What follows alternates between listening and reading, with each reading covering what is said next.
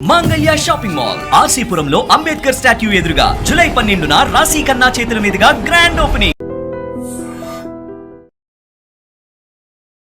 హిమాలయ యాత్రలోని చార్ధామ్లోని క్షేత్రాలు ఏవేవి ఎక్కడెక్కడ దర్శించుకోవాలి? యమునా నది పుట్టిన ప్రదేశాన్ని యమునోత్రి అంటే ఈ గంగోత్రి సముద్ర మట్టానికి సుమారుగా 3100 మీటర్ల ఎత్తులో ఉంది. కేదార్నాథ్ 3580 మీటర్ల ఎత్తులో ఉంది. ఈ బద్రీనాథ్ ఇది విష్ణు క్షేత్రం. లక్ష్మీదేవి బద్రీ చెట్టు రూపంలో విష్ణువుకి రక్షణగా నిలిచిందని చెప్తారు. ప్రేరణ ఇచ్చే వ్యక్తి, ఆ శక్తి ఎవరైనా ఉన్నారంటే సాక్షాత్ ఆ ఈశ్వరుడే ఇవ్వాలి. వ్యాస గుహ అండ్ గణేష గుహకి వెళ్తూ ఉంటారు. ఏంటి ప్రాముఖ్యత? ఈ గణేష గుహ అండి, అంటే వ్యాసుడు మహాభారతాన్ని చెప్తుంటే గణేశుడు దానిని ఇక్కడ కూర్చొని రాశాడని చెప్తారు. పితృకర్మలు అతి పవిత్రమైన స్థలము బ్రహ్మకపాలం అని చెప్తున్నారు. అసలు ఏంటి ఆ విశిష్టత? అంటే ఆ స్థలానికి ఉన్న ప్రాముఖ్యత అండి. ఏదన్నా చెప్పుకోదగిన ప్రదేశం ఉంది అంటే మాత్రం బ్రహ్మకపాలం. చార్ధామ్ ఎవరైనా వెళ్ళాలి అనుకున్న వాళ్ళు ఈ పాడ్కాస్ట్ చూస్తే నిజంగా పరిపూర్ణంగా మీరు ఆ యాత్రని కంప్లీట్ చేస్తారు. హలో ఎవ్రీవన్, అందరికీ నమస్కారం. నేను మీ anchor Lasya Reddy. Welcome to I dream. So చాలామంది పుణ్యక్షేత్రాలకు వెళ్ళాలి అనుకుంటారు. ఎక్కువ మంది చార్ధామ్ అనే యాత్రకి తప్పనిసరిగా వెళ్ళాలి అనుకుంటారు, కానీ ఎందుకో చాలామంది చేరుకోలేకపోతారు. అయితే చార్ధామ్లో ఉన్న క్షేత్రాలు ఏవేవి, ఎటువంటి ఎనర్జీ పాయింట్స్ ఉన్నాయి, అక్కడికి వెళ్ళిన తర్వాత ఏవేవి దర్శనాలు చేసుకోవాలి అన్నవి చాలా క్లుప్తంగా ఈ పాడ్కాస్ట్లో మనకు తెలియజేయబోతున్నారు అందరికీ సుపరిచితులు నందకిషోర్ రెడ్డి గారు, అభ్యుదయ థింక్ ట్యాంక్, అభ్యుదయ ఫౌండేషన్ ఫౌండర్ నందకిషోర్ రెడ్డి గారు. నమస్కారం అండి. నమస్తే అండి. ఎలా ఉన్నారు? బాగున్నాను లాసి గారు. సో మీ వల్ల అసలు ఎంతమందికి ఇన్ని టెంపుల్స్ ఉన్నాయా, ఇంత విశిష్టత ఉందా, దీనివల్ల మన జబ్బులు, అనారోగ్య సమస్య కానీ మన మనసు ప్రశాంతత కానీ అన్నీ తగ్గుతాయా అన్నది చాలా క్లియర్గా ఎక్స్ప్లెయిన్ చేశారు. అండ్ మన హిందూ ధర్మాన్ని చాలామందికి తెలియజేస్తున్నారు. దానికి ముందుగా థ్యాంక్ యూ సో మచ్ అండి.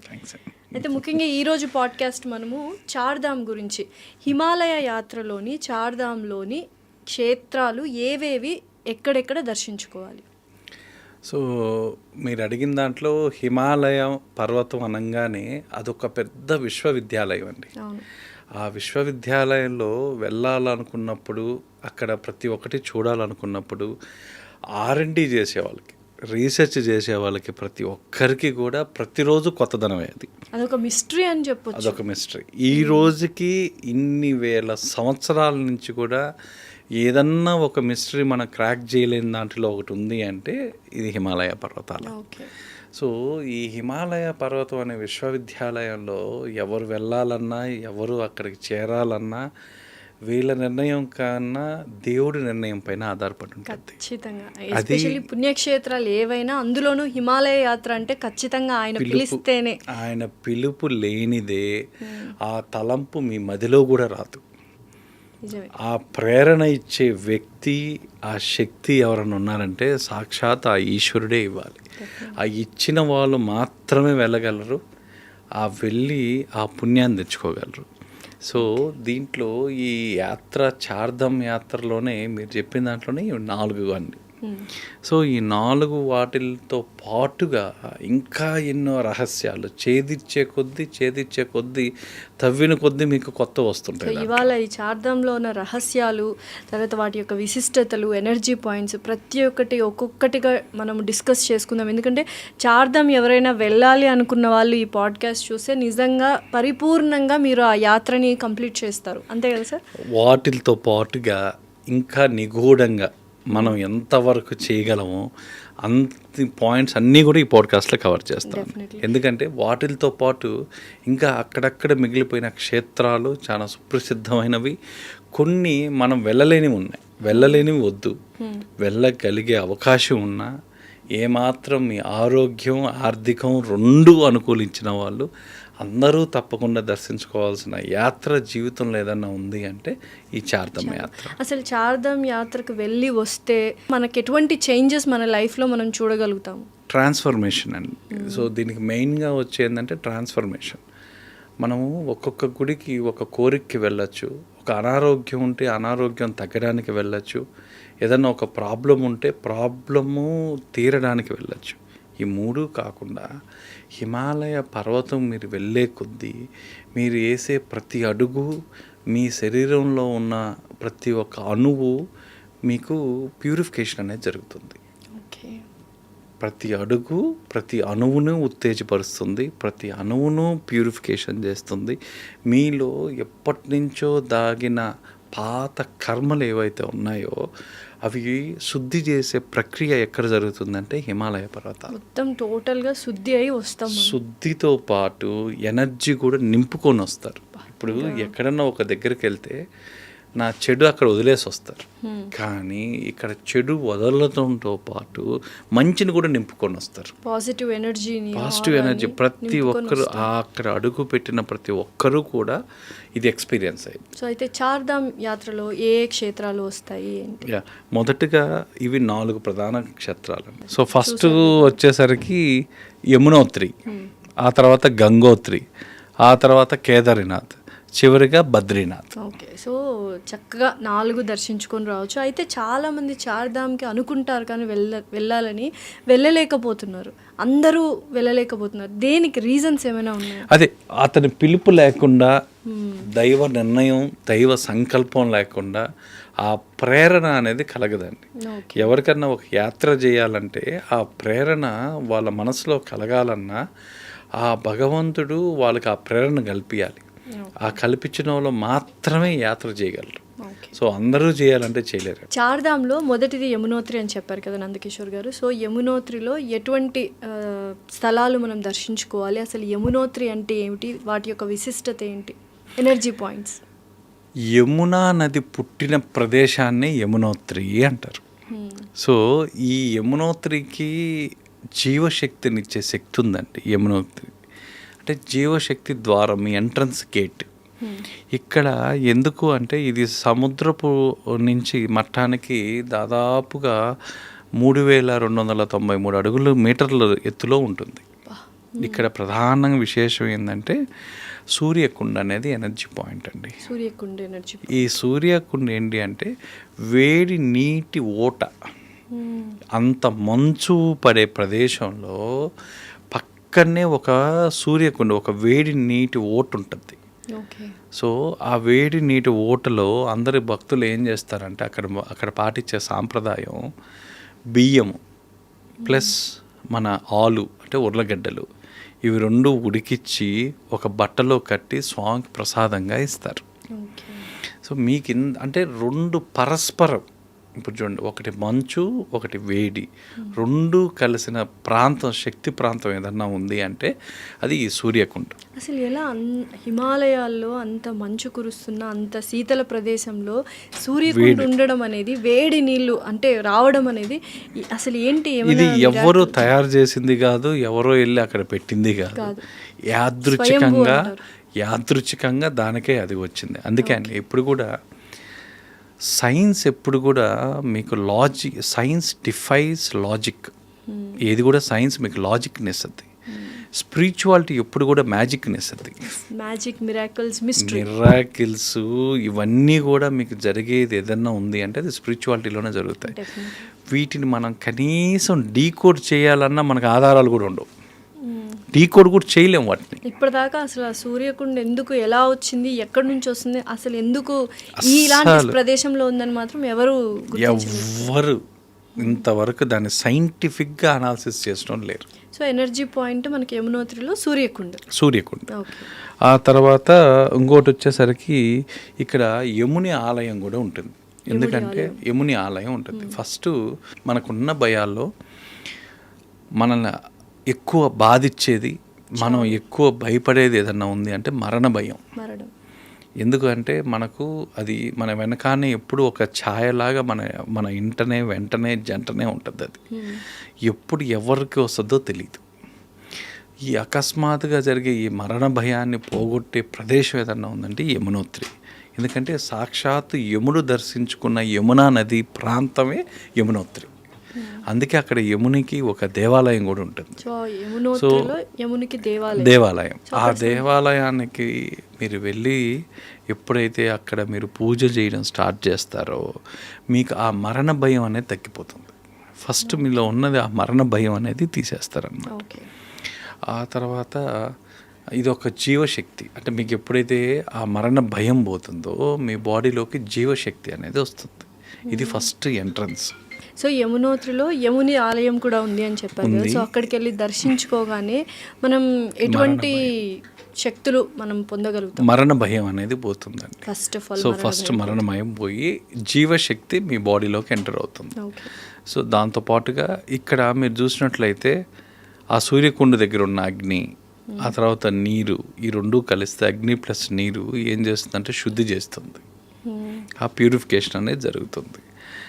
ఈ యమునాదేవి రహస్యం గురించి చెప్పాలి అంటే సూర్యదేవుని కుమార్తె, యమధర్మరాజు సోదరి. అందుకే కొందరు నమ్మకం యముని కృపతో ఇక్కడ ఆ మరణ భయం తగ్గుతుంది అని ప్రతి ఒక్కరికి చెప్తుంటారు. ఓకే. సో ఇక్కడికి రాగానే ఇక్కడ ఎనర్జీ పాయింట్ చూడంగానే సూర్యకుండని ఇందాకే మనం చెప్పుకున్నాం. శీతాకాలంలో ఆలయం మూసివేస్తున్న సమయంలో స్వామివారిని ఎక్కడికి తీసుకెళ్తారు? దీనికన్నా ముందుగా యమునోత్రి టెంపుల్ ముందర ఒక దివ్య శిలను పూజిస్తారు. ఒక దివ్య శిల ఉంటుంది. ఆ శిలను ప్రతి ఒక్కరూ వెళ్ళిన వాళ్ళందరూ ఆ శిలను పూజిస్తారు. ఆ శిల ఏదైతే ఉందో ఆ శిలను ప్రార్థించగానే మీలో ఆటోమేటిక్గా ఆ మరణ భయం అనేది తగ్గిపోతుంది, పూర్తిగా గ్రౌండింగ్ అవుతుంది. సో యమునోత్రి టెంపుల్ ముందరే ఉంటుంది. టెంపుల్ ముందరే దివ్యశిల అని ఉంటుంది. దివ్యశిలని పూజిస్తే మనకి ఎటువంటి అదే లాభాలు? ఆ మరణ భయం పోగొట్టేదే అక్కడ. ఎందుకంటే ఆ శిల అక్కడ కూడా ఎందుకు వచ్చిందంటే ఈ యముడు అక్కడికి వచ్చాడు కాబట్టి, ఆ ప్రాంతానికి వచ్చాడు, ఆయన వచ్చి దర్శించుకున్నాడు. ఆ తర్వాత యముడు యమునను దర్శించిన కథతో అనుసంధానం అయింది ఆ పాయింట్, ఆ ఎనర్జీ పాయింట్. సో అక్కడ మీకు మెయిన్ ఇక్కడ ఇంకొక ఎనర్జీ పాయింట్ ఏంటంటే యమునోత్రిలో ఎనర్జీ పాయింట్ కన్నా మీరు అక్కడ సాగించే ప్రయాణంలోనే ఎక్కువ ఎనర్జీ పాయింట్స్ ఉన్నాయి. అదంతా కూడా ఎనర్జీ పాయింట్. ఒక్కొక్క దగ్గరికి వెళ్తా ఉంటే యమునోత్రి వరకు మీరు సాగించే నడక ఏదైతే ఉంటుందో ప్రతి అడుగు ఒక్కొక్క చక్రాన్ని యాక్టివేట్ చేసుకుంటూ ఒక్కొక్కటి ప్యూరిఫికేషన్ చేసుకుంటూ అక్కడికి రాగానే మరణ భయాన్ని పోగొట్టి మీకు ఒక హోప్ని క్రియేట్ చేసి అక్కడి నుంచి మిగతావి స్టార్ట్ అవుతాయి అన్నమాట మీకు. ఆ తర్వాత ఇక్కడ మీరు ఇందాక అడిగినట్లుగా ఒక 6 నెలలు విపరీతమైన మంచుతోనూ మైనస్ ఉష్ణోగ్రతలతో, ఆ తర్వాత ఎక్కువ భారీ మంచుతో ఆలయాలు మూసేస్తారు. మూసేసిన తర్వాత అక్కడున్న ఉత్సవ విగ్రహం, అంటే మెయిన్ విగ్రహం కాకుండా ఉత్సవ విగ్రహానికి ఒక విలేజ్కి తీసుకెళ్లే సాంప్రదాయం ఉంది. ఆ విలేజ్లో తీసుకెళ్ళి 6 నెలలు అక్కడ పెట్టుకొని ఆ పూజలు ఆగవు, ఆరాధనలు అనేవి ఆగవు. ఆలయాలు మూసినా కూడా హిమాలయాల్లో ఉన్న ప్రత్యేకత ఏంటంటే ఆలయాలు మూసినా ఆరాధనలు ఆగవు.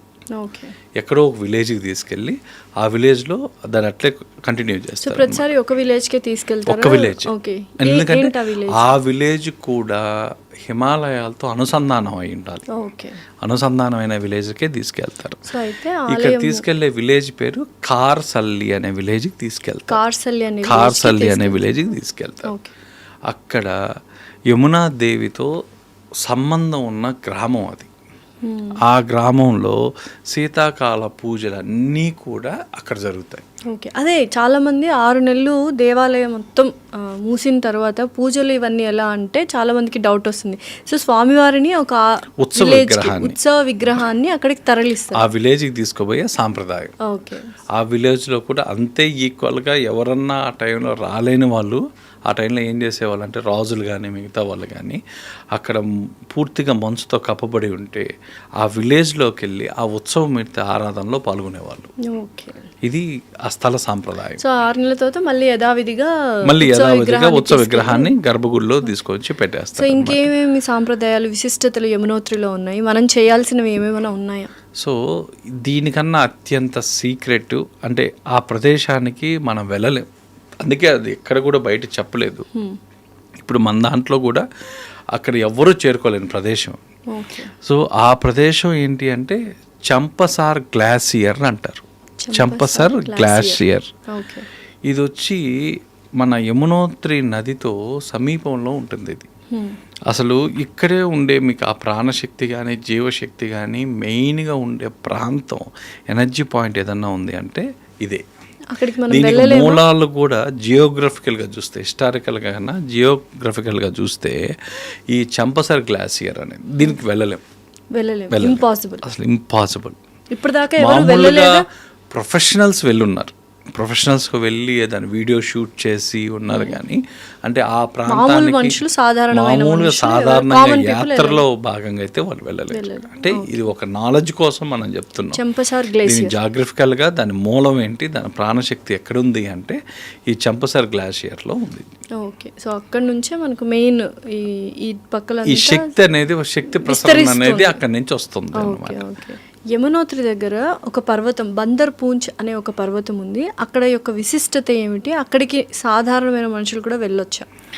ఈ బందర్ పూంచ్ అనేది మీకు పేరులోనే ఉందండి. అది కొన్ని కథనాల్లో హనుమంతుడు సంజీవిని యాత్ర సమయంలో ఇక్కడ వచ్చి ఆగాడు అనేది ఒక కథనం.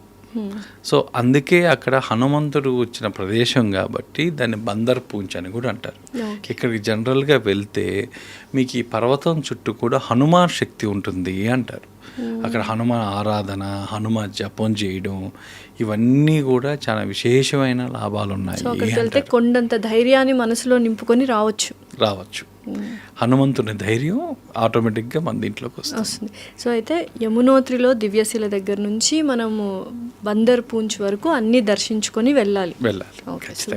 సో నెక్స్ట్ గంగోత్రి యొక్క విశిష్టత అసలు ఎక్కడ, ఏ ప్రదేశాలు మనము వెళ్ళాలి, మనం దర్శించుకోవాలి? ఈ గంగోత్రి సముద్ర మట్టానికి సుమారుగా 3100 మీటర్ల ఎత్తులో ఉంది. అంటే ఈ గంగోత్రి ఏంటి అంటే భగీరథుడు తన పూర్వీకుల కోసం, వాళ్ళ విముక్తి కోసం తపస్సు చేశాడు అనేది కథనం, పురాణం. భగీరథుడు వాళ్ళ పితృవుల, తన పూర్వీకులు వాళ్ళ విముక్తి కోసం ఇక్కడ వచ్చి తపస్సు చేస్తే వాళ్ళకి విముక్తి కలిగింది అని. సో ఇక్కడ ఎనర్జీ పాయింట్స్కి వచ్చేసరికి భగీరథ శిల అంటారు. భగీరథ శిలలో ఎనర్జీ పాయింట్ ఉంటుంది మనకు. అంటే ఈ శిల దేనికి అంటే భగీరథ తపస్సుతో అనుసంధానం చేసిన శిల. ఆ శిల దగ్గరికి వచ్చి జనరల్గా దండం పెట్టుకోగానే ఆ పితృకు సంబంధించిన ఏమన్నా కర్మలు ఉంటే వాటి నుంచి రిలీఫ్ వస్తుంది అనేది ఆ స్థల సాంప్రదాయం. ఇక్కడ రెండో దగ్గరికి వచ్చేసరికి గోముఖ్ అనేది సెకండ్ ఎనర్జీ పాయింట్. ఇక్కడ గంగా మూలంతో అనుసంధానించబడే ఒక హిమనది ప్రాంతం ఇది. ఇక్కడ గోముఖ్ అంటే ఏంటంటే ఆవు ముఖం ఆకారంతో పోల్చారు. ఎందుకంటే భారతదేశంలో మీరు చివరి క్షణాల్లో కూడా గంగాజలం ఇవ్వండి అంటారు. చనిపోయే వాళ్ళు ఎవరన్నా ఉంటే కూడా డెఫినెట్లీ గంగాజలం గొంతులో ఒక 2 చుక్కలైనా గొంతులు వేస్తారు. తర్వాత చనిపోయిన వాళ్ళ సాంప్రదాయం కూడా గంగాజలంతో స్నానం మామూలుగా వాళ్ళు స్నానాన్ని చేయించేటప్పుడు ఈ గంగాజలం కూడా వాటిలో కలుపుతారు. చివరి స్నానం పవిత్రమైనది గంగాజలము. దీనికి ముఖ్యంగా ఎందుకంటే ఈ గోముఖ్ వల్ల అంటారా?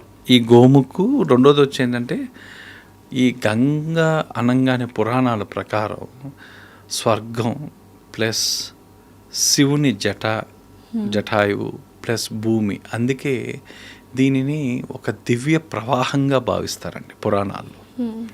అంటే ఇది ఏవేవి కలిసి ఉంటాయంటే స్మృతి ప్లస్ పవిత్రత ప్లస్ విశ్వాసం, ఈ 3 కలిపింది ఏదైనా ఉంది అంటే అది సాక్షాత్ గంగానది. సో ఈ గంగానది, అందుకే గంగా జలాన్ని తపస్సుకు వాడతారు, ప్రతి ఒక్కదానికి మంత్రజలంగా కూడా వాడతారు, ప్లస్ దీనికి కూడా వాడతారు. సో గంగోత్రి రిచువల్స్ చేసుకోవడానికి వెళ్తే పునీతమైపోతాం, పునీతమైపోతాం. ఓకే, సో గోముఖ్ గురించి అసలు ఏంటి దాని యొక్క విశిష్టత? అదే ఆవు ముఖంలో ఉంటుంది. మీకు గోముఖ్ అంతా కూడా మీకు ఆవు ముఖంలో ఉండి అక్కడ మన మూలాలు, గంగా మూలం అంటే గంగా పుట్టిన చోటు ఏదైతే ఉందో అది ఆవు ఆకారంలో, ఆవు ముఖం ఆకారంలో ఉంటుంది. గంగోత్రిలో శీతాకాలంలో మూసివేసిన తర్వాత ఆలయాన్ని, స్వామివారిని ఎక్కడికి తరలిస్తారు? గంగోత్రి కూడా సేమ్ మన యమునోత్రి చెప్పుకున్నట్టే ప్రతి హిమాలయ పర్వతంలో ఆలయాలు మూసేసిన ఆరాధనలు అనేవి ఆగవు. సో ఆ దాంట్లో భాగంగా ఇక్కడ అనుసంధానమైన గ్రామం ఏదన్నా ఉంది అంటే గంగోత్రికి, అది ముగ్భా విలేజ్ అండి. ముగ్భా విలేజ్. అక్కడ ముగ్భా గ్రామంలో గంగామాత శీతాకాల నివాసంగా ప్రసిద్ధి. ఈ ముగ్భా విలేజ్లో కూడా మీరు వెళ్తే ఈ గంగకు సంబంధించిన వాళ్ళు ఏదన్నా పూజలు కావాలన్నా ఏది కావాలన్నా గంగోత్రి దాకా వెళ్ళలేని వాళ్ళందరూ ఈ ముగ్భా విలేజ్కి వెళ్తారు. సో అక్కడికి వెళ్ళి అక్కడ పూజ చేసిన జలాన్ని కూడా తెచ్చుకుంటారు. ఆ జలం అంతే కదా, అది ఎందుకంటే అది ఇంకొంచెం మెడికేటెడ్గా ఉంటుంది. ఆ ప్రాంతంలో వీళ్ళ పూజలతో వాటితో దానికి కొన్ని మెడికల్ వాల్యూస్ కూడా జాయిన్ అవుతాయి. నిజంగానే గంగాజలంలో మెడిసినల్ వాల్యూస్ ఉంటాయి అని విన్నాము. నిజంగానే ఉన్నాయి? ఖచ్చితంగా ఉన్నాయి మెడికల్ వాల్యూస్. దాంట్లో మీరు పాస్ అయితే దాని ఫ్లో కానీ చూస్తే మీకు అంత హై ఫ్లో ఉంటుంది, ఎంత ఎనర్జీ అంటే దాంట్లో పాస్ అయ్యే కరెంటు ఎట్లుంటుందంటే మనం దానికి ఎదురీదగలమా అన్నట్టు ఉంటుంది. అందుకే ఆ ప్రవాహ ఉధృతం ఒకసారి పెరిగితే అన్ని నదుల్లాగా ఉండదండి, అన్ని నదుల్లాగా ఖచ్చితంగా ఉండదు. అండ్ ఇది పర్వత శిఖరాల నుంచి వచ్చే ఇది కాబట్టి అక్కడ ఉన్న హెర్బల్ మెడికల్ వాల్యూస్ అన్నీ కూడా దాంట్లో కలిసిపోతాయి. సో అది ప్యూరిఫికేషన్స్తో పాటు మెడికల్ బెనిఫిట్స్ కూడా ఇస్తుంది, ప్లస్ ఆస్ట్రో బెనిఫిట్స్ కూడా ఉంటాయి దాంట్లో. సో గంగతో అంత పవిత్రత, మీకు శుద్ధి కార్యక్రమాలు కావాలి అంటే ఖచ్చితంగా గంగాజలం ఉండాల్సిందే. సో ఇంకా ఎటువంటి విశిష్టత మనకు గంగోత్రిలో ఉంది? ఇంకేమైనా ప్రదేశాలు ఉన్నాయో మనం దర్శించుకోవడం గంగోత్రిలో? సో మీకు గంగోత్రిలో ఇక్కడ రాగానే ఫస్ట్ గోముఖ్, మనం ఇందాక చెప్పుకున్నట్టు గోముఖ్ మీకు ఎలా అక్కడ దగ్గరికి వెళ్ళేసరికి శబ్దం కంటే నిశ్శబ్దం ఎక్కువగా ఉన్నట్టు అనిపిస్తుంది అండి. పోయే కొద్దీ మీ మైండ్ మీకు తెలియకుండానే జీరో స్టేట్కి వచ్చేస్తుంది ఆ ప్రాంతంలో. అంటే మైండ్ఫుల్నెస్, జీరో థాట్స్ ఏదైతే ఉంటాయో అది మొత్తం గ్రౌండింగ్ అయిపోయి అక్కడికి రాగానే మీకు ఒక ప్రశాంతత వచ్చేస్తుంది. అంటే అక్కడ స్నానం చేయగానే మీకు ఎలా అనిపిస్తుందంటే భారాలన్నీ కూడా అక్కడ వదిలేసినట్టు అనిపిస్తుంది. వినడానికి కూడా ఎంత హాయిగా ఉందో. ఎందుకంటే ఇప్పుడు మనం అన్ని భారాలు మోస్తూనే ఉంటాం, బాధ్యతలు, భారాలు, ఇవన్నీ భావాలతో ఆలోచిస్తూ ఉంటాం. కాబట్టి అవన్నీ అక్కడ వదిలేసి కొత్తగా ఫ్రెష్గా మనము ఒక మంచి పర్సన్ లాగా బయటకు వస్తాం. కడిగిన ముత్యం లాగా, గంగోత్రిలో కడిగిన ముత్యం లాగా మళ్ళీ మీరు బయటకు వస్తారు. సో ఇప్పటిదాకా యమునోత్రి, గంగోత్రి చూసాము. చాలామంది చార్ధామ్ యాత్ర చేయలేని వాళ్ళు ఓన్లీ కేదార్నాథ్ కన్నా వెళ్ళాలి అనుకుంటారు. చాలామంది సింగిల్గా కేదార్నాథ్ని విజిట్ చేస్తూ ఉంటారు. అయితే కేదార్నాథ్ యొక్క ఎనర్జీ పాయింట్స్ ఏంటి? కేదార్నాథ్కి వచ్చేసరికి ఎందుకు అంటే ఇది 12 జ్యోతిర్లింగాల్లో ఒకటి, ఫస్ట్ నెంబర్ 1. 12 జ్యోతిర్లింగాల్లో ఒక దివ్యక్షేత్రం కేదార్నాథ్. ఈ ప్రధాన స్థానం కూడా అండి. సో ఇక్కడికి వచ్చేసరికి కేదార్నాథ్లో పంచకేదార్ అంటారు. అంటే కేదార్లో 5 కేదార్లో ప్రధాన స్థానం ఏదన్నా ఉందంటే అది కేదార్నాథ్. ఓకే, దీంట్లోనే పంచకేదార్ అనేది ఉంది. సో ఇది వచ్చి 3580 మీటర్ల ఎత్తులో ఉంది. పురాణ కథనం ప్రకారం పాండవులు యుద్ధం తర్వాత శివుని క్షమ కోరడానికి ఇక్కడికి వచ్చారు అంటాడు. శివుణ్ణి క్షమ కోరడానికి ఇక్కడికి వచ్చారు అని. అప్పుడు శివుడు ఎద్దు రూపంలో దాక్కున్నాడంట. దాక్కున్న కథ అక్కడి నుంచే ఆ పంచకేదార్ సాంప్రదాయం అనేది పుట్టింది. ఈ కేదార్నాథ్ యొక్క కథ ఈ పంచకేదార్ అనేది ఎలా అంటే శివుడు ఎప్పుడైతే ఎద్దు రూపంలో ఉండి అతను మాయమైపోయి అతను ఒక్కొక్క అవయవం ఒక్కొక్క ప్లేస్లో పడద్ది. కేదార్నాథ్. సో దాంట్లో పంచకేదార్, అసలు మెయిన్ పంచకేదార్లో కేదార్నాథ్ ఒకటి. సో వాటిలో ఏంటంటే ఒక్కొక్క భాగానికి ఒక్కొక్క దేవాలయం, ఆవు భాగానికి ఒక్కొక్క దేవాలయం. సో ఇక్కడికి ఎనర్జీ పాయింట్స్ వచ్చేసరికి ఆది శంకరాచార్యుల వారి సమాధి. సో ఇక్కడ దాన్ని సమాధిగా గౌరవించే స్థలం. అక్కడికి వెళ్ళి ఇప్పటికీ అండి ప్రతి ఒక్కరు కూడా ఒక 8 నిమిషాల నుంచి 13 నిమిషాల వరకు మీరు ధ్యానం చేస్తే మీకు తెలియకుండానే మీ శ్వాస వేగం నియంత్రణ అనేది జరుగుతుంది.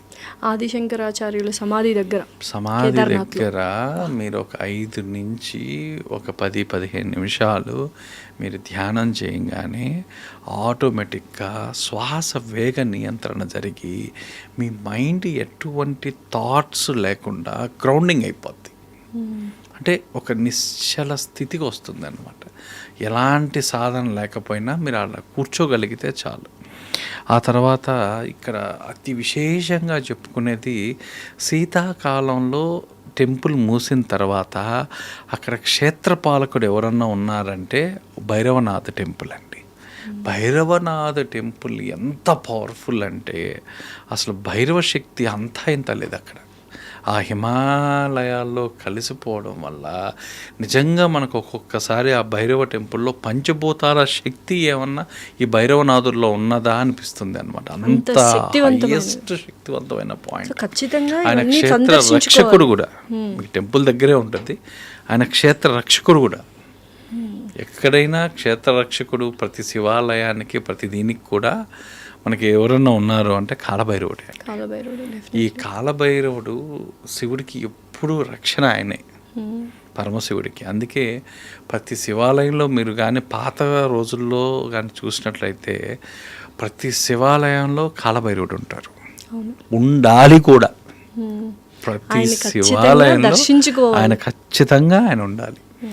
సో తర్వాత 2013లో అందరికీ తెలిసిందే, ఉత్తరాఖండ్లో విపత్తు సమయంలో ఒక పెద్ద ప్రవాహం ఉధృతి వల్ల ఆలయం కొట్టుకోబోకుండా ఒక పెద్ద రాయి అడ్డం నిలబడుతుంది. అది అందరికీ తెలుసు. దాన్ని మనం ఏమంటామంటే భీమశిల అంటాం. దాన్నే భీమశిల అంటాం. ఈ భీమశిల ప్రాంతం దగ్గర కూడా అది కూడా ఇప్పుడు ఒక శక్తివంతమైన ఎనర్జీ పాయింట్గా అయింది. సో మనం అక్కడికి చేరుకోవచ్చు అండి. సో ఇక్కడ ఇంకా మీకు కేదారి గురించి చెప్తా ఉంటే ఇంకా ఒక్కోటి వస్తూనే ఉంటాయి. బోల్డ్ అండ్ ఎనర్జీ పాయింట్స్ ఉన్నాయి. అండ్ డెఫినెట్లీ ఎందుకంటే వెళ్ళిన వాళ్ళు కంపల్సరీ ఆ ఎనర్జీ పాయింట్స్ని సందర్శిస్తేనే ఆ యొక్క విశిష్టత అనేది మనలో నింపుకొని వస్తాం. ప్రతిరోజు ఆలయం ఉన్న వేళల్లో ఇది తలుపులు ముయ్యంగానే అంటే రాత్రి పూజ ధూప దీప నైవేద్యాలు అయిపోతానే ఇక్కడ గంటల శబ్దం కూడా వినిపిస్తుంది. నేను చాలా సార్లు విన్నాను. అంటే ఒక్కసారిగా కేదార్నాథ్లోనే విశిష్టంగా గుడి అయిపోయిన తర్వాత అంటే సాయంకాలం గుడి మూసిన తరువాత గంటల శబ్దం ఎక్కువగా వినిపిస్తూ ఉంటుంది అంటే. ఎందుకంటే అక్కడ ప్రతి ఒక్కరు ఎక్స్పీరియన్స్ అయ్యారు. అంటే ఎక్కువ జనాలు ఉండనివ్వరు, కానీ సాధు పుంగవులు ఎక్కువ ఆ రాత్రి టైంలో అక్కడ కూర్చొని వాళ్ళు జపాలు ధ్యానాలు చేసుకుంటారు. కేదార్నాథ్లో గుడి మూసిన తర్వాత గంటల శబ్దం వినిపిస్తుంది అని చాలామంది అక్కడ ఉన్న వాళ్ళు చెప్తున్నారు. అని ఇప్పటికీ అవి వినిపిస్తూనే ఉంటాయి.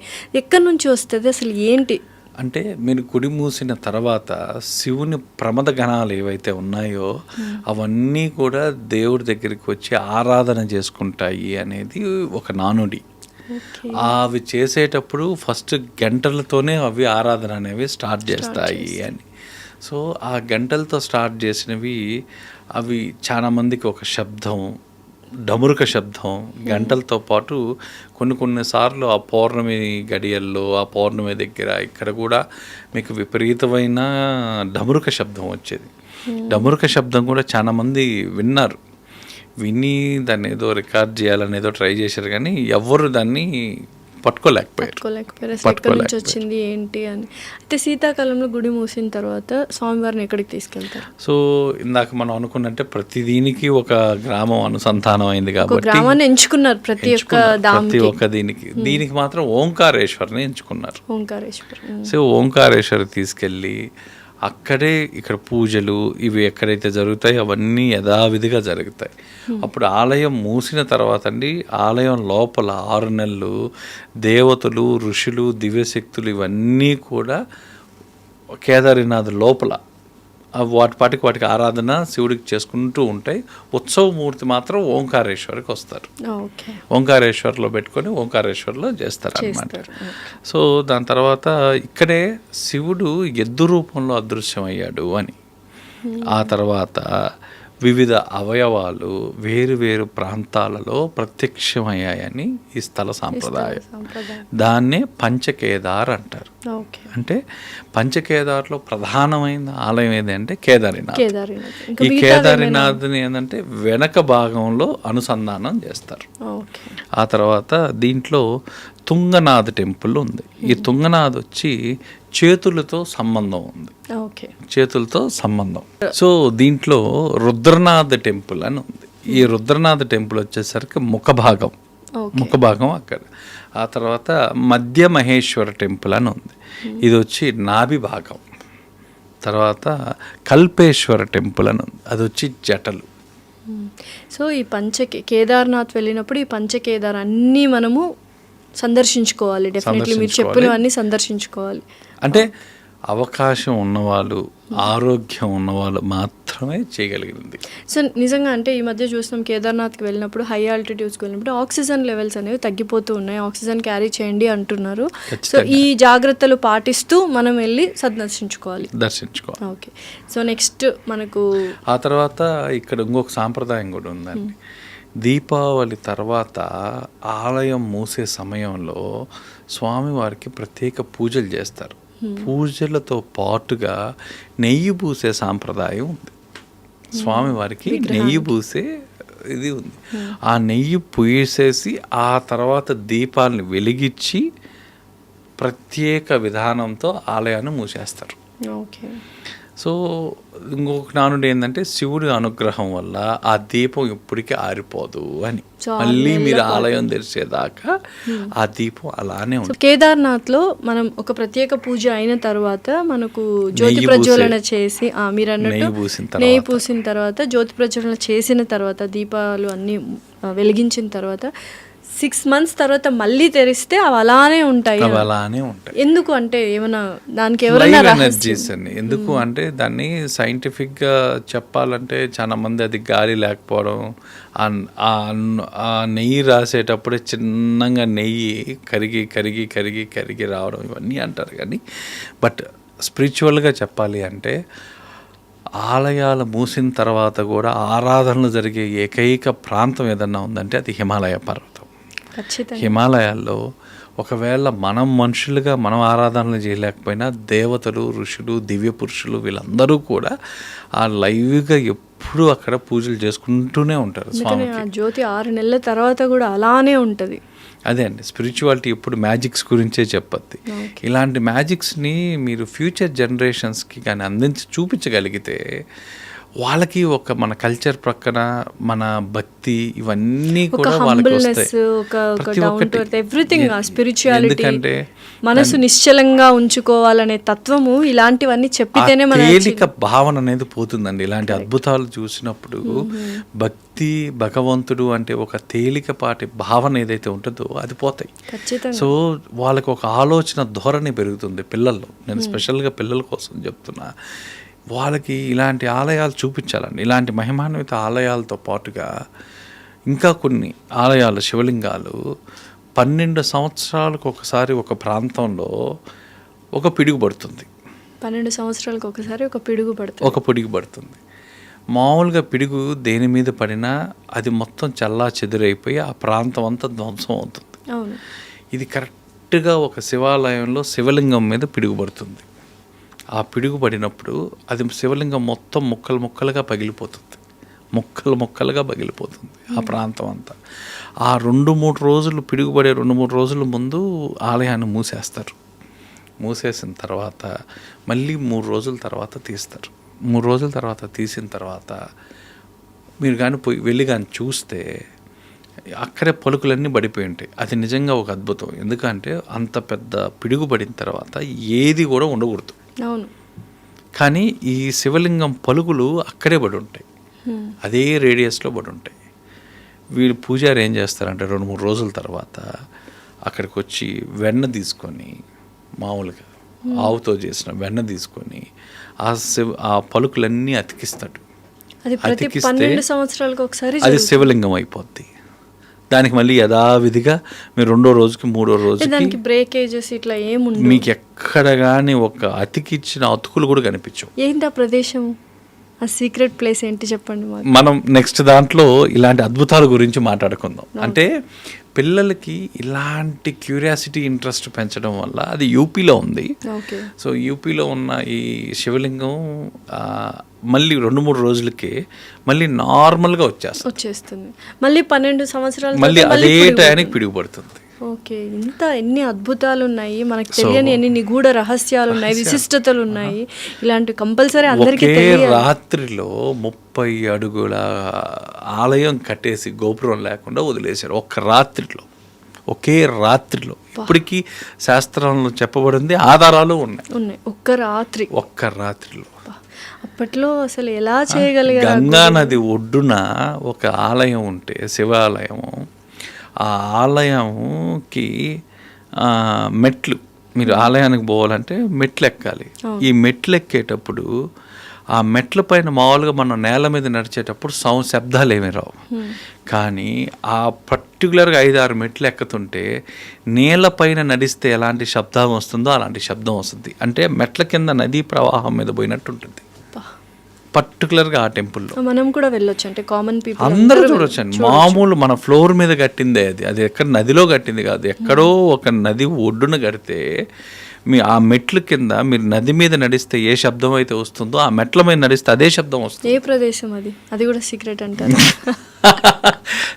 అన్నీ చెప్దాం. రెండోది, ఒక టైం కాగానే సముద్రంలో శివలింగం మునిగిపోతుంది, ఆలయం మునిగిపోతుంది. ఒక టయానికి మళ్ళీ ఆ సముద్రుడు వెనక్కి వెళ్ళిపోతే మీరు పూజలు చేసుకోవచ్చు. ఇలాంటి అద్భుతాలు ఎన్ని ఉన్నాయి. అవన్నీ నెక్స్ట్ ఇంకొక శివాలయంలో రాత్రి 7 కాగానే మీరు అన్ని పూజలు చేసిన తర్వాత డజన్ల కొద్ది పాములు, కొన్ని 100 నాగుపాములు వచ్చి శివుణ్ణి పూజిస్తాయి. లైవ్లో మీరు చూడొచ్చు, అందరూ చూడొచ్చు. కొన్ని 100 నాగుపాములు అక్కడికి వచ్చి అక్కడ పూజ చేసుకొని మళ్ళీ తెల్లవారి 2:45 కల్లా వెనక్కి వెళ్ళిపోతాయి. మళ్ళీ మీరు ఆలయం తీసే టయానికి ఏమీ ఉండవు, మీ కళ్ళ ముందే చూడొచ్చు మీరు పాములు వచ్చేది. మనల్ని ఏం చేయవా? ఏమి ఇంతవరకు ఒక్క బయట. ఇది దాదాపుగా 700 సంవత్సరాల క్రితం ఉన్న ఆలయం. సో ఎవ్రీడే అలా జరుగుతుంది. ప్రతిరోజు పాములు వచ్చి అక్కడ ఉండి పూజలు చేసుకొని పోతుంటాయి. సో ఇలా ఎన్నో చాలా రహస్యాలు, ప్రతి ఆలయం ఒక్కొక్క రహస్యం. ఆ రహస్యం జనాలకు చెప్పడమే మన ఎయిమ్. సో నెక్స్ట్ పాడ్కాస్ట్లో మనము గుడులు, వాటి రహస్యాలు ఇవే మాట్లాడుకుందాం. భారతదేశంలో విచిత్రమైన గుళ్ళు, వాటికి ఉన్న శక్తులు, వాటికి ఉన్న మ్యాజిక్స్. అంటే స్పిరిచువాలిటీ అంటే మ్యాజిక్ అనే దానికి ఆధారాలు ఆ దేవాలయాలు. డెఫినెట్లీ. సో వీటి గురించి ఖచ్చితంగా మాట్లాడదాం. సో నెక్స్ట్ ఫైనల్గా మనము బద్రీనాథ్. సో బద్రీనాథ్ యొక్క విశిష్టత ఏమిటి, ఎటువంటి ఎనర్జీ పాయింట్స్ ఉన్నాయి, ఇందులో చాలా విషయాలు ఉన్నాయి, అంశాలు మాట్లాడుకునేవి. సో ముందుగా బద్రీనాథ్ గురించి ఒక ఫస్ట్ వాక్యాలు ఏం చెప్తారు? ఈ బద్రీనాథ్ ఇది విష్ణు క్షేత్రం. ఫస్ట్ సముద్ర మట్టానికి ఒక 3100 మీటర్ల ఎత్తులో ఉంది. ఇక్కడ విష్ణు ధ్యాన స్థితిలో ఉంటాడు. ఇక్కడే ఇతను ధ్యాన స్థితిలో ఉంటాడు. అసలు బద్రీ అనే పేరు ఎట్టొచ్చింది అంటే, పురాణ కథనం ప్రకారం లక్ష్మీదేవి బద్రీ చెట్టు రూపంలో విష్ణువుకి రక్షణగా నిలిచిందని చెప్తారు. సో బద్రీనాథ్కి బద్రీనాథ్ అనే పేరు ఎలా వచ్చింది అంటే లక్ష్మీదేవి బద్రీ చెట్టు రూపంలో విష్ణువుకి రక్షణగా నిలబడిందని చెప్తారు. సో ఇక్కడ ఎనర్జీ పాయింట్స్కి వచ్చేసరికి సేమ్ తప్తుకుండు. ఈ తప్తుకుండు కూడా వేడి నీటి ఊట, మనం ఇందాక చెప్పుకున్నట్లుగా స్నానం చేసి ఆ వేడి నీటి ఊట సైంటిఫిక్గా ఏమంటారంటే జియోథర్మల్ యాక్టివిటీ అంటారండి. దీన్ని జియోథర్మల్ యాక్టివిటీ అంటారు. మామూలుగా ఈ నీటి బుగ్గలో స్నానం చేసి దర్శనం చేయాలి, దానికి ఉన్న సాంప్రదాయం ప్రకారం. బద్రీనాథ్లో ఉన్న ఎనర్జీ పాయింట్స్ ఏంది, మరీ ముఖ్యంగా బ్రహ్మ కపాలం అనేది చాలా విశిష్టమైనది అండ్ శాస్త్రాల్లో కూడా చెప్పబడింది. అసలు దాని గురించి చెప్పండి, బ్రహ్మ కపాలం గురించి. ఈ బ్రహ్మ కపాలం గురించి చెప్పాలి అంటే, ప్రపంచంలో ప్రతి ఒక్కరూ కూడా పితృదోషాలు, ప్రతి 5 కుటుంబాలకి 10 కుటుంబాలకి పితృదోషాలు అనేవి ఉన్నాయి ఈ కాలాలు. వీటి వల్ల పితృకర్మలు, పితృదోషాల వల్ల చాలామంది ఇబ్బంది పడే వాళ్ళు ఉన్నారు. దాదాపుగా. వీటిల్లో ఏ ప్రదేశంలో మీరు వెళితే మళ్ళీ ఇంకా జన్మలో రెండోసారి చేసుకునే అవకాశం, అంటే అవకాశం కన్నా అవసరం ఉండదో అదే బ్రహ్మకపాలం. సో ఈ పితృకర్మలు కావచ్చు, ఓన్లీ పితృకర్మలే అండి. ఓన్లీ పితృకర్మలు. ప్రపంచంలో మీరు ఎక్కడన్నా చెయ్యాలి అంటే ఒక్కసారి బ్రహ్మకపాలంలో కానీ మీరు చేస్తే మీ లైఫ్ టైంలో మళ్ళీ ఇంకెక్కడ చేయాల్సిన అవసరం కూడా లేదండి. అంత మహిమాన్వితమైన అతి శక్తివంతం. అంటే మీరు అడగచ్చు నన్ను, కాశీలో గంగలో చేస్తారు, ఋషికేశ్లో చేస్తారు, ఇవన్నీ కూడా దానితో సమానం కాదు. ఇక్కడ ఏదన్నా శాస్త్రపరంగా ఏదన్నా శాస్త్రాధికారికంగా చెప్పాలి అంటే ఒక ప్రదేశం మన భారతదేశంలో పితృకర్మలు చేయాలా, పితృదోషాలు పోవాలా, ఏదైనా ఒక ప్రదేశం చెప్పండి అంటే ఎవరైనా సరే మన ఋషి సంప్రదాయం ప్రకారం మొదటిగా చెప్పే మాట ఏదన్నా ఉంది అంటే అది కేవలం కేవలం కేవలం బ్రహ్మకపాలం. ఈ బ్రహ్మకపాలానికి కూడా మీ ఆర్థికం ప్లస్ ఆరోగ్యం రెండు సహకరిస్తేనే వెళ్ళండి. కరెక్ట్. ఎందుకంటే ఇది కంపల్సరీ. అందుకనే చాలా మంది కాశీలో కానీ ఋషికేశ్లో కానీ ఎక్కువగా పితృకర్మలు చేస్తూ ఉంటారు. మీరు అన్నట్టు ఆర్థికంగా ఆరోగ్యపరంగా కూడా రెండు అనుకూలిస్తే మనం డెఫినెట్లీ బ్రహ్మకపాలం ఖచ్చితంగా. మీకు ఆ రెండు ఉంటే మాత్రం నన్ను అడిగితే, నన్ను కాదు ఋషుల సాంప్రదాయం ప్రకారం ఎవరు అడిగినా కూడా మీకు ప్రిస్క్రిప్షన్లో ఫస్ట్ పేరు రాసేది ఏదన్నా ఉంది అంటే బ్రహ్మకపాలం ఒకటి. ఇక్కడ చేసిన ఏవి కూడా అండి పితృశాంతులు, ఇక్కడ చేసిన తర్వాత ఇక్కడ మీరు వదిలిన పితృ తర్పణలు, ఇక్కడ మీరు చేసే పితృశాంతి కార్యక్రమాలు ఏవైతే ఉన్నాయో మీకు ప్రపంచంలో ఎక్కడ లేదు. ఒకే ఒక్కసారి మళ్ళీ మళ్ళీ మీరు చేయాల్సిన అవసరం లేని ప్రదేశం ఏదన్నా ఉంది అంటే అది బ్రహ్మకపాలం. అయితే ఇంకా చాలా విశిష్టతలు ఉన్నాయి బద్రీనాథ్లో అని విన్నాను. ముఖ్యంగా సరస్వతి నది ఒక చోట మాయమైపోతుంది, మనం అందరం చూస్తూ ఉంటాం, కానీ దానికి ఇప్పటిదాకా ఎటువంటి సైంటిఫిక్ రీజన్స్ కనుక్కోలేకపోయారు. ఏంటి ఆ విశిష్టత ఏంటి, ఎందుకు అలా మాయమైపోతుంది? సరస్వతీదేవి అంతరార్థం అనేది కథనం చాలా ప్రసిద్ధం అండి అది అక్కడ. ఎందుకంటే సరస్వతీదేవి నది మీరు చూసినట్లయితే అక్కడ వెళ్తూ ఉంటుంది, ఒక దగ్గరికి వచ్చేసరికి అంతర్ధానం అయిపోతుంది ఆమె. అంటే అంతర్ధానం అంటే వేరే నీళ్ళు కలరే చేంజ్ అయిపోతాయి, వాటర్ కలర్ కూడా చేంజ్ అయిపోతాయి. ఆమె ఎక్కడికి వెళ్ళి మాయమే, అక్కడ వెళ్ళిన పాయింట్ మాత్రం మీరు గుర్తించగలరు, కానీ ఎందుకు మాయమైంది అనే దానికి ఇప్పటివరకు ఏమి లేదండి, ఇంతవరకు లేదు. బట్ అదైతే చాలా మిస్టరీ. మీరు కళ్ళతో చూసే సత్యాలు ఇవన్నీ. సో ఈ బద్రీనాథ్లో ఇవన్నీ మనం దర్శించుకోవచ్చు, బ్రహ్మకపాలం కావచ్చు, సరస్వతీ నది కావచ్చు, ప్రతి ఒక్కటి దర్శించుకున్న తర్వాతే మనది పరిపూర్ణమైతే చూడవచ్చు. ఓకే. చార్ధామ్ వెళ్ళిన వాళ్ళు కంపల్సరీ భారతదేశంలో ఉన్న మనా విలేజ్ని విజిట్ అవుతారు అని విన్నాను సార్. ఏంటి ఆ స్పెషాలిటీ? ఈ మనా అనేది మన భారతదేశానికి చిట్ట చివరి విలేజ్ ఏదన్నా ఉంది అంటే మనా విలేజ్. ఈ మనా విలేజ్ సాంప్రదాయాలు, ఆ సంస్కృతిని చూడడానికి చాలా మంది, అది ఒక ఎనర్జీ పాయింట్ అని చెప్పలేము, ఒక విశిష్టత అని చెప్పలేము, కానీ ఆ సాంప్రదాయము చిట్ట చివరి విలేజ్ కాబట్టి అంత దూరం పోయిన వాళ్ళకి అది ఎంత దూరంలో, అది కొంత దూరంలోనే ఉంది కాబట్టి అది కూడా చూసుకొని వద్దామని వెళ్తూ ఉంటారు. సో ఖచ్చితంగా అదొక హ్యాపీనెస్. అంటే మన భారతదేశంలో ఒక చిట్ట చివరి విలేజ్ ఏంటి అనేది చూస్తారు. కొంచెం కల్చర్ కానీ ట్రెడిషన్స్ చెప్పడానికి కూడా మనకి మేము చిట్ట చివరి దాకా పోయేసి వచ్చామని చెప్పుకుంటాం కదా, మొదలుపెట్టి లాస్ట్ వరకు వెళ్ళేసి వచ్చాము. ఏమైనా డిఫరెంట్గా ఉంటాయి సంప్రదాయాలు, సంస్కృతి సాంప్రదాయాలు డిఫరెంట్గా ఉంటాయి. సో అక్కడ వాళ్ళు కొలిచే దేవతారాధన కానీ దగ్గర నుంచి ప్రతి ఒక్కటి విభిన్నంగా ఉంటాయి. ఇక్కడ జరిగే ఫెస్టివల్ సంవత్సరానికి ఒకసారి జరిగే ఈ విలేజ్లో ఉన్న ఫెస్టివల్ చాలా ఫేమస్. ఈ విలేజ్ ఫెస్టివల్కి మోస్ట్లీ కొంచెం మిక్స్డ్ ఉంటారు అనమాట, ట్రైబల్ ఇవన్నీ కలిసి ఉంటాయి. సో ఇవి కలిసి ఉండడం వల్ల ఫెస్టివల్ చూడడానికి వెళ్తుంటారు చాలా. సో నెక్స్ట్ మనకు భీంపాల్ అనేది ఎక్కువగా వింటూ ఉంటాము. అసలు ఏంటి భీంపాల్ మన బద్రీనాథ్లో? భీంపాల్ అంటే భీముడు పెట్టిన ఒక రాయి అని. పాండవులు స్వర్గారోహణకి అక్కడి నుంచి వెళ్ళారు అని ఒక కథనం. ఆ యాత్రతో వాళ్ళు ఏం చేస్తారంటే భీముడు అక్కడ ఒక రాయిని పెడతాడు. ఆ రాయిని పెట్టాడు కాబట్టి ఆ రాయి పేరే భీంపాల్ అంటారు. సో డెఫినెట్లీ అది కూడా మన వాళ్ళు పోయేటప్పుడు చూసుకొని స్వయంగా ఆయన పెట్టిన రాయి కాబట్టి సో దాన్ని చూసుకొని వెళ్తారు డెఫినెట్లీ. అండ్ బద్రీనాథ్లో శీతాకాలం సమయంలో స్వామివారిని ఎక్కడికి తీసుకెళ్తారో, ఎక్కడి నుంచి పూజలు ఆరాధనలు జరుగుతూ ఉంటాయి? సో శీతాకాలంలో బద్రీనాథ్ ఆలయం మూసిన తర్వాత నర్సింగ్ టెంపుల్కి తీసుకెళ్తారండి. ఈ నర్సింగ్ టెంపుల్ అక్కడ ఈ పూజలన్నీ కూడా జరుగుతాయి. ఈ శీతాకాల పూజలన్నీ కూడా ఆ నర్సింగ్ టెంపుల్లో జరుగుతాయి. ఉత్సవమూర్తిని ఈ బద్రీనాథ్ ఆలయం మూసిన తర్వాత అక్కడ ఉన్న ఉత్సవమూర్తిని నర్సింగ్ అనే టెంపుల్కి తీసుకెళ్ళి అక్కడ శీతాకాల పూజలన్నీ ఆరాధనలన్నీ కూడా అక్కడ చేస్తారు. సో బద్రీనాథ్ టెంపుల్కి వెళ్ళాలి, ఒకవేళ శీతాకాలంలో బై ఛాన్స్ టైం దొరికింది అన్నప్పుడు అక్కడ నర్సింగ్ గ్రామంకి వెళ్తే సరిపోతుంది.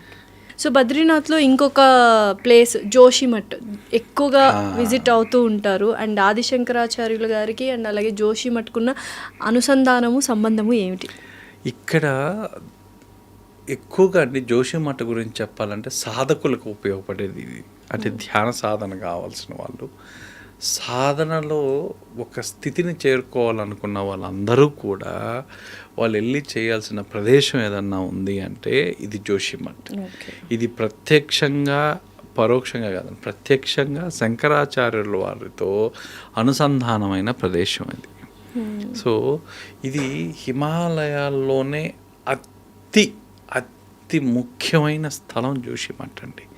అంటే ఆ స్పిరిచువల్ వైబ్స్, ఆ స్పిరిచువాలిటీని కావాలి అంటే ఒక హై ఎనర్జీ, ఇది ఏదో మీరు కష్టపడి కొన్ని సంవత్సరాల సాధన అవసరం లేకుండా అక్కడ కూర్చొని ధ్యానం చేస్తే మీకు ఆ ఫలితం వస్తుందండి. అందుకే ఇది చాలా విశేషమైనది, విశిష్టమైనది కూడా. సో కంపల్సరీ అక్కడికి వెళ్ళినప్పుడు జోషిమఠ్ని మాత్రం కంపల్సరీ విజిట్ చేయాలి. Okay. So next Narad Kund గురించి చెప్పండి. బద్రీనాథ్లో నారద్ కుండ్ కూడా చాలా మంది విజిట్ చేస్తూ ఉంటారు. నారద్ కుండ్ వచ్చేసరికి ఇక్కడి నుంచే మీకు ఈ బద్రీనాథ్ విగ్రహం లభించిందని నారద్ కుండ్లో. సో ఇక్కడ ఒక కథ ఉంది. స్థానిక సాంప్రదాయం ప్రకారం ఈ బద్రీనాథ్ విగ్రహం మీకు ఈ నారద్ కుండ్లోనే దొరికిందని, ఈ నారద్ కుండ్ నుంచే మీకు స్టార్ట్ అయిందని, అంటే ఆ కథ కానీ ఆ యాత్ర కానీ మొత్తం కూడా మూలం ఇక్కడి నుంచి మొదలైంది. ప్రథమ స్థానం అదే అండి. ఓకే. సో నెక్స్ట్ గుహలు కూడా ఎక్కువగా విజిట్ చేస్తుంటారు. అందులో ముఖ్యంగా వ్యాస గుహ అండ్ గణేష గుహకి వెళ్తూ ఉంటారు. ఏంటి ప్రాముఖ్యత? సో ఈ గణేష గుహ అండి, అంటే వ్యాసుడు మహాభారతాన్ని చెప్తుంటే గణేశుడు దానిని ఇక్కడ కూర్చొని లిఖించాడని చెప్తారు, అంటే రాశాడని చెప్తారు. గణేశుడు రాసేటప్పుడు ఒక షరత పెడతాడంటండి వ్యాసుడితో. ఏమనంటే, నేను రాయడం ఆపను, మీరు కూడా చెప్పడం ఆపకూడదు అంటాడు. అప్పుడు వ్యాసుడు కూడా ఒక షరతు పెడతాడు, ప్రతి శ్లోకం అర్థం చేసుకొని మాత్రమే రాయాలంటాడు. అంతే కదా, గణేశుడు రాస్తూ ఉంటే స్పీడ్గా వెళ్ళిపోతూ ఉంటే ఇతను చెప్పలేడు కదా అతని స్పీడ్కి. సో దానికి ఆ స్పీడ్ ఆపాలంటే ఏం చేస్తాడు అంటే, ప్రతి శ్లోకానికి అర్థం చేసుకొని మాత్రమే నువ్వు రాయాలి అంటాడు. అంటే ఏదైనా చెప్పంగానే దాన్ని అర్థం చేసుకొని తర్వాత రాయాలి అంటాడు. అప్పుడు టైం దొరకదు రాయడానికి. సో ఈ గణేష్ గుహ, వ్యాస గుహ అనేది అదే అండి. వ్యాస గుహలో ఆయన వ్యాసుడు రాశారని. ఈ రెండు గుహలో ప్రాముఖ్యత ఏంటంటే, ఆయన చెప్తుంటే, వ్యాసుడు చెప్తుంటే గణేశుడు లిఖించాడు. పవిత్రమైన స్థలాలు అసలు వ్యాస గుహ, గణేష గుహ. అంటే గణేశుడు అక్కడ ఉన్నాడు, అక్కడ కొన్ని గంటలో రోజులో ఉన్నారు అంటే ఎంత పవిత్రమైన స్థలం. చెప్తుంటే మహాభారతాన్ని గణేశుడు రాసిన ప్రదేశం అది వ్యాస గుహ, గణేష్ గుహ. సో నెక్స్ట్ మనకు పితృకర్మల గురించి మాట్లాడుకుందాం సార్. పితృకర్మలు చాలా వరకు ఋషికేశ్లో కానీ కాశీలో కానీ చేస్తూ ఉంటారు. కానీ మీరు ఇంకా అతి పవిత్రమైన స్థలము బ్రహ్మకపాలం అని చెప్తున్నారు. అసలు ఏంటి ఆ విశిష్టత? ఋషికేశ్ కంటే కాశీ కంటే కూడా బ్రహ్మకపాలంలోనే మనం ఎందుకు పితృకర్మలు అనేవి చేయాలి? అంటే ఆ స్థలానికి ఉన్న ప్రాముఖ్యత అండి. ఇక్కడ శివుడు బ్రహ్మదేవుని ఒక తలను ఖండిస్తాడు. ఖండిస్తే ఆ ఖండించిన కపాలం వచ్చి ఆ స్థలానికి అనుసంధానం చేస్తారు. అంటే బ్రహ్మ తల తెగిపడిన ప్రదేశం అంటారు. జనరల్గా. అది కాబట్టి బ్రహ్మ కపాలం, బ్రహ్మని యొక్క కపాలము బ్రహ్మ కపాలము. అందుకే ఇక్కడండి ఒక్కసారి మీరు చేసిన తర్వాత మళ్ళీ మళ్ళీ మీరు చేయాల్సిన అవసరం లేని ప్రాంతం ఏదన్నా ఉంది అంటే ఇదే. మామూలుగా అయితే ప్రతి సంవత్సరం చేయమనో లేదంటే ప్రతి అమావాస్యకి చేయమనో చెప్తుంటారు. కానీ ఒక్కసారి ఇక్కడికి రావడం వల్ల, ఇక్కడ చేయడం వల్ల, అంటే మీరు అవకాశం ఉంటే చేసుకోవచ్చు, ఆ తర్వాత అవకాశం లేక చేయలేకపోయిన వాళ్ళందరికీ కూడా ఇలాంటి ప్రదేశం ఒకసారి లైఫ్ టైంలో ఇక్కడ ఒక్కసారి చేస్తే చాలు. అదేవిధంగా ఇది నెంబర్ 1 అండి. దీనికి ఆల్టర్నేట్ కానీ దీనికి ఇంకోటి కానీ లేదు. కానీ రిషికేశ్లో బ్రహ్మకుండ్ దగ్గర కూడా ఎక్కువ రిషికేశ్ దగ్గరికి వచ్చేసరికి అక్కడ ఒక పాయింట్ బ్రహ్మకుండ అనే పాయింట్ ఉందండి. ఈ బ్రహ్మకుండ అనే పాయింట్లో అక్కడ వాటరు వెర్టెక్స్ అంటారు, అంటే సుడులు తిరుగుతూ ఉంటుంది. ఆ సుడులు తిరిగి ఇట్లా రౌండ్గా తిరుగుతూ ఉంటుంది. ఆ ప్రదేశంలో ఆ పితృకర్మలు చేయడం వల్ల మీకు ఎక్కువ పవర్ఫుల్, అంటే మామూలు నదుల్లో చేసేదానికన్నా ఆ పర్టికులర్ పాయింట్లో, ఆ వర్టెక్స్ ఉన్న పాయింట్లో, ఆ తిరిగే క్రమంలో ఆ చక్రం అంటారు దాన్ని, ఆ చక్ర తీర్థం చక్రం అంటారు. ఆ చక్రంలో మీరు చేయడం వల్ల అవి డైరెక్ట్గా స్వర్గానికి వెళ్తాయండి. అందుకే గంగా హారతి కూడా అక్కడ ఇస్తారు. సో ఈ 2 పాయింట్లో ఫస్ట్ పాయింట్ అయితే మాత్రం ఏదన్నా చెప్పుకోదగిన ప్రదేశం ఉంది అంటే మాత్రం బ్రహ్మకపాలం అండి.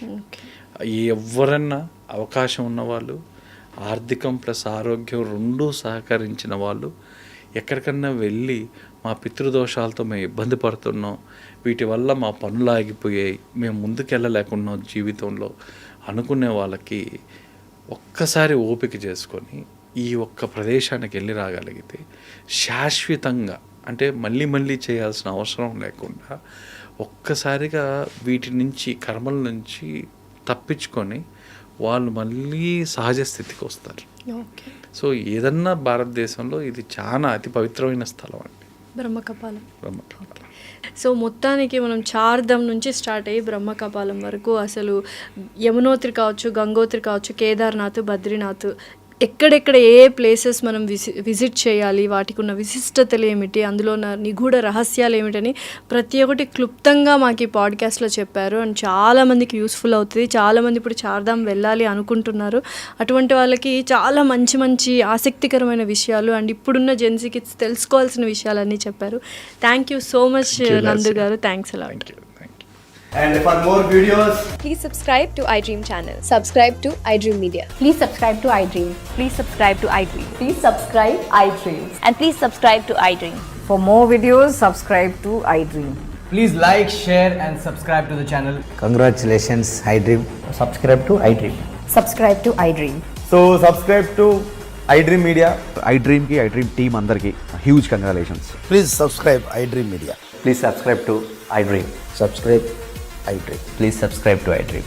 iDream అంటే నా కళల ఛానల్ సబ్స్క్రైబ్ చేసుకున్న నోరు తిరుగుతలేదు, మీరైతే గంట గుర్తు కొట్టండి. For more such videos, please subscribe to iDream.